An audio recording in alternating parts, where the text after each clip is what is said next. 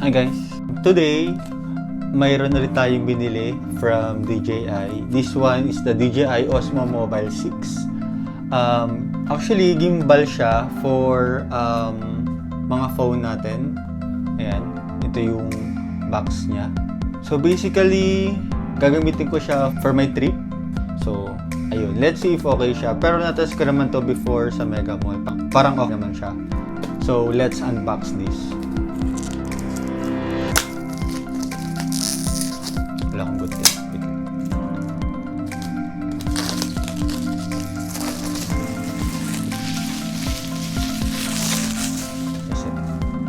Ayan. So, ang ginawa ko, paano ko siya nabili? Kasi lahat to out of stock na. Sa Mega Mall, out of stock, uptown. So, tumawag ako sa mga authorized reseller nito.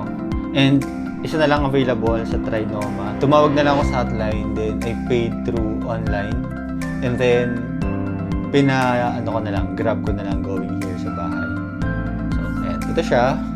Tanin! Pero alam ko, may check naman nila. This one, parang manual. Parang sticker. Then, meron siyang tripod extender. Ang tawag dito. Meron siyang kinda tripod. Then, ito yung kinoconnect sa phone. This one. Tapos meron siyang magnet na ididikit dito kay mismong gimbal natin. Open natin. Then, automatically nag-on na siya. Pero parang low bat siya. Then, meron siya dapat USB kasama. Ito lang USB. Ito siya, no? Phone mo, from phone, imamagnet ko lang siya. Just like that. Then, pwede mo na siyang magamitin. Then, pwede mo rin tong extend para magamit ko siya as tripod. Then, ito, pwede mo siyang i-rotate. So, okay din naman siya. Then, nandito yung mga controller niyan. Tapos, nandito yung different modes. Like, follow mode, tilt mode, etc. Then, meron din siyang zoom. Parang yung buttons here. Pwede mo siyang gamitin for zoom. As well as, pang click start ng video and pag-stop ng video pag-end. So, ayun. Try natin later if okay naman siya. Hello guys, this is the trial of my gimbal.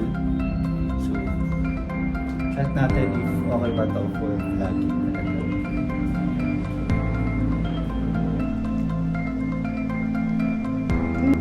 So, ganito siya guys. Ayan. Ito yung mismong tripod natin pag naka-setup. Tapos dito natin kinakabit yung mismong magnet niya. Tapos, ito, pwede ito mataas. Ayun. Thinking lang siya. Tapos, dapat stable lang siya, no? Then ito, may button dito. Double click to recenter. One click para sa active tracking. Ito, zoom or focus. Then, ito, pang tilt ng camera. Ito, pang stop. Ayun. So, napansin nyo na nag-stop yung video. Kasi pinindot ko siya. Tapos, ito yung mode niya. Different mode. So, ngayon, hindi siya ma-activate kasi wala nakalagay na cellphone dito. So, ayun. Then, ito yung mga battery indicator lang. Then, itong point bar natin, lang siya. Ang tawag dito. And then, itong joint bar ba tawag dito? Joint button dito for navigating yung position nung siya. Kasi ito, syempre, gaganyan. Yan. So, let's see guys kung okay naman siya for travel. Pinili ko lang siya for my travel, no? Pero, not sure if ma-ROI natin to. Pero hopefully, parang okay naman. Ayun guys, gamit ko na siya ngayon. So, not sure if mas stable, no? Pero, yun. I-share ko lang din ano yung nagustuhan ko sa kanya. Ang dami niyang stickers. So, ayun, nakaka-happy. Ang dami niyang stickers. Ayun, mga stickers yan guys. Ito pa. Then, meron siyang app for editing. Parang recommended lang nila. Pero, not sure if gagamitin ko to. Pero nakakatuwa. Ang ganda ng stickers nila. High quality. So, then yung pouch. Okay lang din. Osmo. Di ba? Ang ganda. So, Yan guys, currently nakasetup na siya. Meron siyang active tracking. So kahit wala akong hinahawakan, tinatrack niya yung mukha ko. Kung saan ako pupunta, doon niya hino-hover yung camera. Ayan. So, ayun. Ganun lang siya. So, try natin malayo. Ayan. Okay naman. Okay siya pag nakalagay siya sa surface, no? Pag nakapatong lang siya or stable lang yung camera. Feeling ko okay siya for that.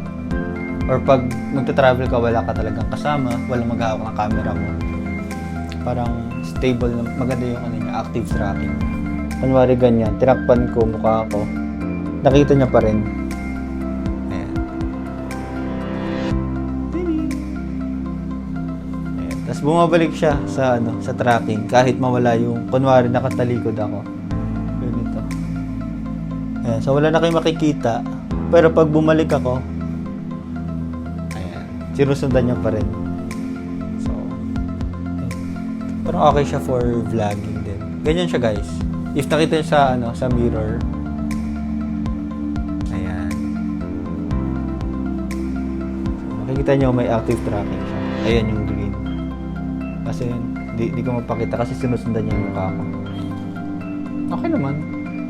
Nakaka-happy rin in a way.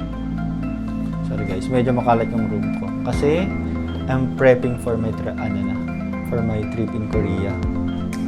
So tomorrow na yung alis ko. That's why. Ayun lang problem. Di na ako mahabol. Ayun, tinatry niya akong habulin. Then nag-stop na yung tracking. Yun ang problem. Para masyado na siya mataas. Ayan. Not bad. Okay, bye-bye.